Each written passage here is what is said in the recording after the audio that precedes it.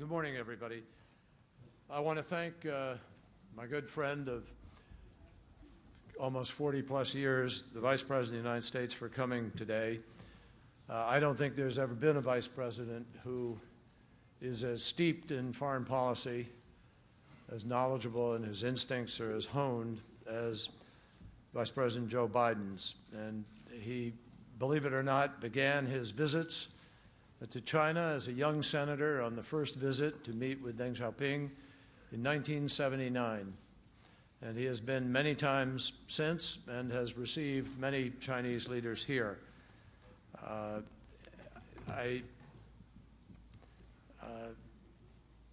will tell you that the Vice President, on so many different issues in the discussions that we have, has just an inherent native sense of direction with respect to foreign policy. And I won't say too much more here except to say that we who had the privilege of working with him in the Senate, I think I was there with him for 26 years, saw a person whose word is good, whose instincts are sound, and whose principles and values are just as basic and as based in America and in common sense as you could desire. So, ladies and gentlemen, without further ado, the Vice President of the United States, Joe Biden.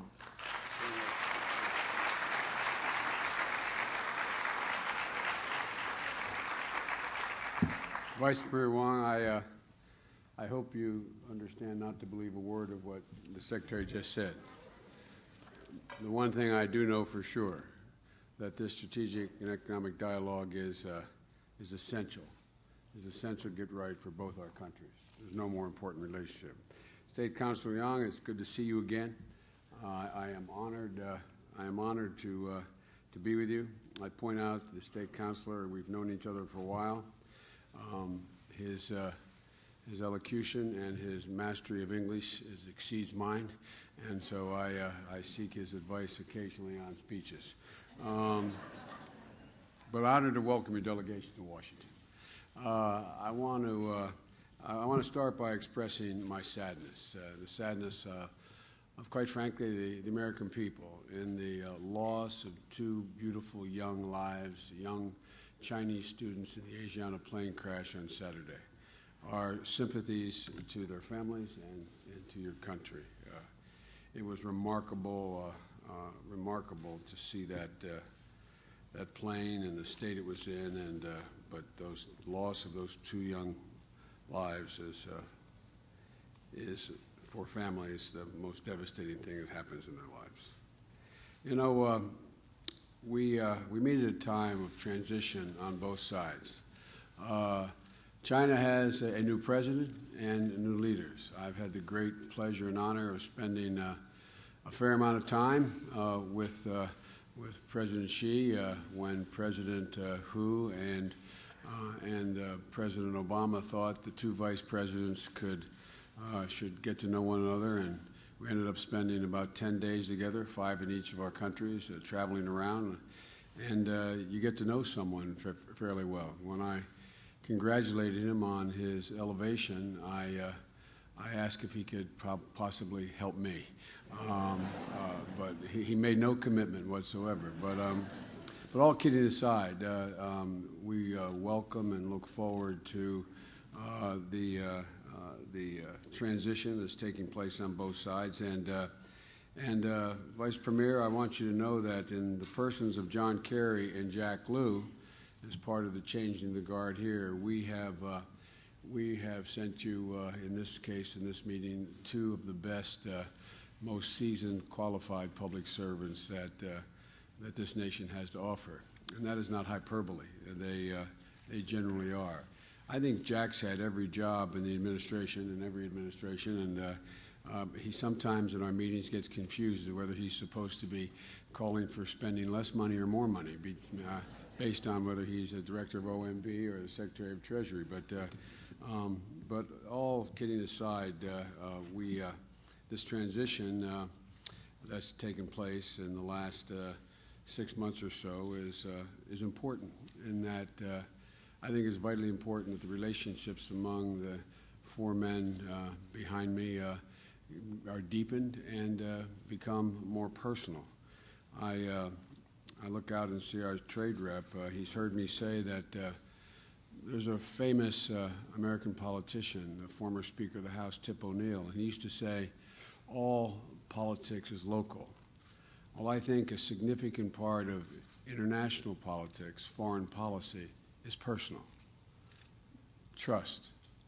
One of the most important things that we need to continue to establish and deepen between our peoples and between our governments is trust.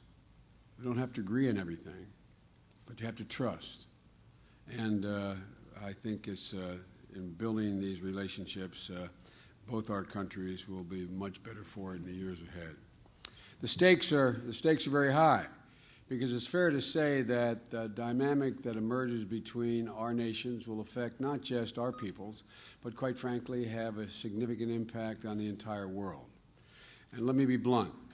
There are strong voices on both sides of the Pacific that talk about a relationship in terms of mistrust and suspicion. They still exist in both our countries. Our relationship is subject to all kinds of caricatures. I've heard the U.S.-China relationship described as everything from the next Cold War to the new G2. And the truth is, neither are accurate. Neither are accurate. The truth is more complicated. Our relationship is and will continue to be, God willing, a mix of competition and cooperation. And competition can be good for both of us, and cooperation is essential.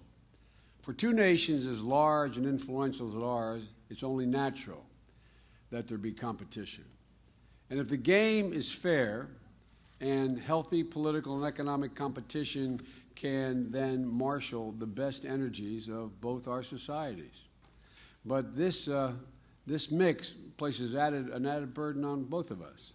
The relationship, a relationship like ours, will work only if the leaders and citizens approach it with a sense of vision and a spirit of maturity. We will have our disagreements. We have them now. But if we are straightforward, clear, and predictable with one another, we can find solutions that work for both of us. I made clear in my last visit to China that we are a Pacific power. We have been and we're going to remain one. That should be viewed, and in my discussions in China, was viewed by many as a stabilizing influence. But as we implement President Obama's policy of rebalancing toward the Asia-Pacific, it's important that the United States and China communicate clearly and work closely with one another on what is going on. We have big issues to deal with. We each have important contributions to make to global and economic stability. And in my country has been the last 4 years grappling with such challenges as infrastructure, education, our fiscal picture. Too many Americans still remain out of work. But China faces serious challenges as well. It needs to create high-skilled jobs for young people, deal with grave environmental problems, reform China's banking sector to respond to market forces, and bring its shadow financial sector to heal. The United States is making progress. Our economy has now added private sector jobs for 40 consecutive months. Not enough in the view of this administration, but 40 consecutive months. The manufacturing sector is once again growing at the fastest pace in decades. And our deficit next year is projected to be less than half of what it was in 2009 as a share of our economy. And the next steps that China needs to take for its own economy happen to be in the interest of the United States as well. Your own plans call for the kinds of changes that have to take place that are difficult, like here.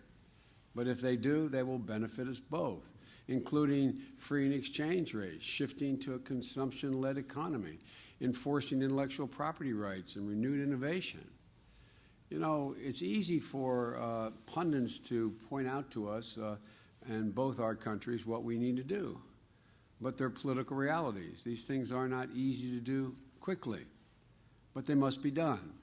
Some argue that China should continue on its current path, enhancing some aspects of its free market system while rising political openness gradually occurs, maintaining the state's deep involvement in the Chinese economy.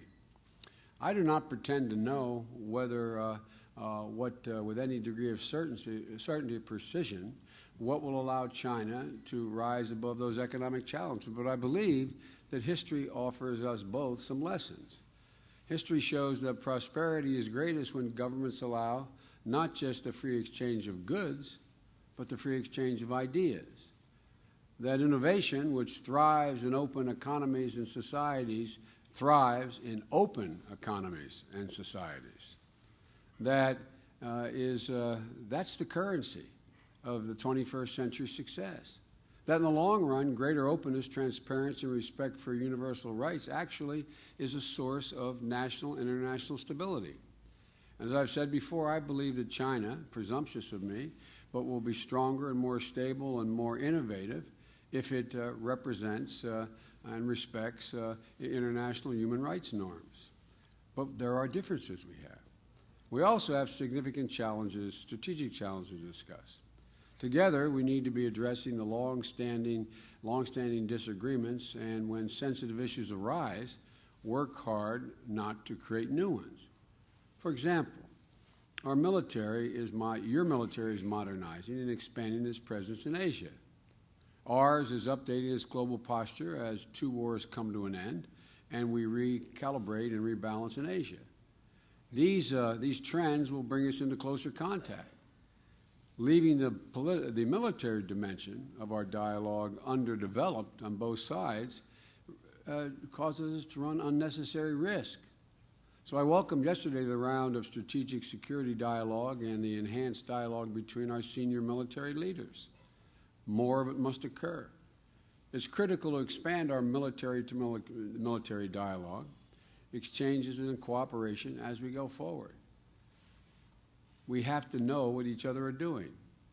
The truth is, we have a common interest in defending a wide range of public goods and international rules that will only grow more compelling as China looks beyond its borders.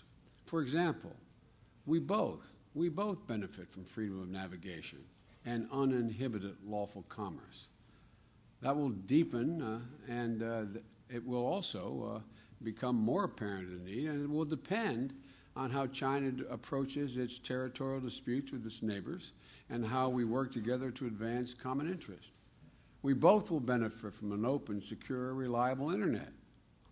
Outright cyber-enabling theft that U.S. companies are experiencing now must be viewed as out of bounds and needs to stop. The race to develop cleaner, more affordable energy sources through a mix of competition and cooperation, to state the obvious, can benefit both our people and the people in the world. So I welcome the new energy and climate dialogue and our agreement to reduce the pollutants known as HFCs, which make an outsized contribution to climate change. And of course, the security of both our nations, as we have discussed privately and somewhat publicly, is threatened by North Korea's nuclear and missile programs. Neither of us will accept a North Korea that is a nuclear-armed state. Our presidents have agreed that ending that threat is a critical priority not only to our relationship, but for each of our nations. We're determined to intensify our cooperation with China to denuclearize North Korea. Many of the most pressing challenges will be very difficult to solve unless we are willing to continue to work together as we are doing today and have been doing for some time. China now has the second largest economy in the world, and God willing will continue to grow. It's in our interest. This is no longer the discussion when I was a young senator of zero-sum games here. We used to talk about if another nation grows and benefits somehow, that it's the exact opposite, to state the obvious. With that not new, but emerging and continuing growth of the Chinese economy, and the second largest in the world now, that's the good news. The bad news is it comes with some new international responsibilities. It's understandable that China wants to be involved in international rule setting, as you should be, but is wary about taking additional international burdens on. Ultimately, the two go hand in hand. because in 2013, the world's environment and rule-based economic order cannot sustain an exception the size of China. Your country is simply too immense and too important. As John pointed out, I first visited China in 1976 as a young senator. It was already clear then that China stood on the cusp of remarkable change. I believed then, and I believe now, that your country's rise would be and is good for America and the world. That is just a simple statement of fact. But it's never been inevitable. The greatest cause for optimism happens when our people come together. We see a lot of ourselves in each other. A striving entrepreneurial spirit, an optimism about the future. I see that when I speak to young Americans across this country. And I saw it when I was accompanied by your president and spoke to college students in Chengdu. Mechanisms like the Strategic Economic Dialogue play an important role in managing our complex relationship. If together we get it right, we can leave behind a much better future for our children and for their children, and quite frankly, for the world. That sounds somewhat chauvinistic, just be talking about as we get our relationship right, it has such a consequence for the world, but it does. It does. And nothing matters more. So I welcome you. I know this is not the first day, but I welcome you on behalf of the President, and I wish you a great deal of luck. We have a great deal of work to do. The promise is real. The competition will, in fact, as I said to President Xi when he was Vice President, the competition is good. It's good for us. It's good for you. We welcome it. We welcome it. And we will both be better for it. As I said, as a consequence, if we get it right, so will the world. So thank you for the important work you're doing here today.